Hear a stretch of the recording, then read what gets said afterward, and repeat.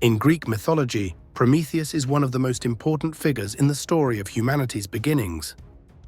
Unlike many other titans who opposed the Olympian gods, Prometheus was known for his intelligence, foresight, and compassion for mankind.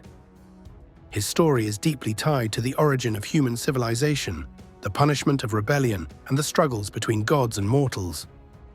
Prometheus was a titan, the son of the titan Iapetus and the Oceanid Clymene. His name means forethought, reflecting his ability to think ahead and act wisely.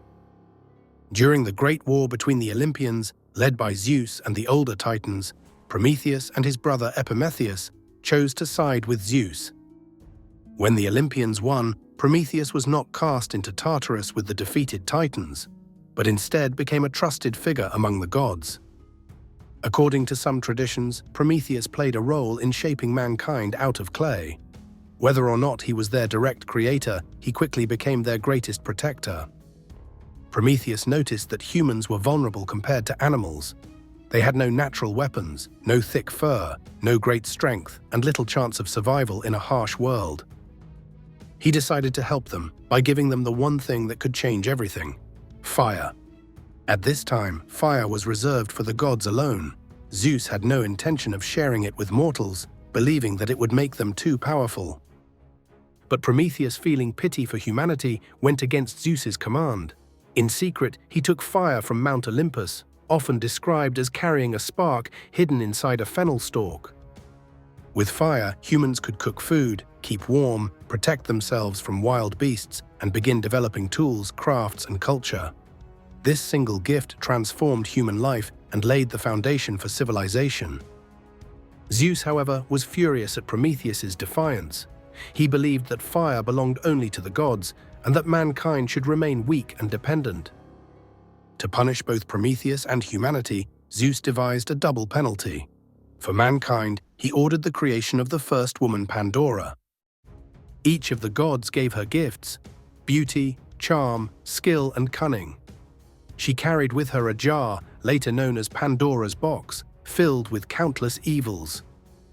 When Pandora opened the jar out of curiosity, sickness, toil, sorrow, and death escaped into the world, forever changing human existence.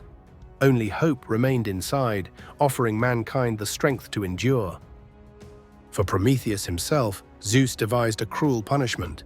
He ordered that Prometheus be chained to a great rock in the Caucasus Mountains. Each day, an eagle, the bird of Zeus, would swoop down and devour his liver. Because Prometheus was immortal, his liver would regenerate each night, ensuring that his torment would last forever. This endless cycle of suffering symbolized the price of defying Zeus and bringing forbidden knowledge to mankind. Prometheus's suffering lasted for countless years, but his story eventually reached its turning point during the time of Heracles, the greatest hero of Greek mythology. As part of his 12 labors, Heracles traveled through many distant lands. On one of his journeys, he came across Prometheus, bound to the Caucasus Mountains. The sight of the Titan's suffering moved him, and he decided to put an end to it. Heracles raised his bow and shot the eagle with a well-aimed arrow, killing the bird. However, the matter was not so simple.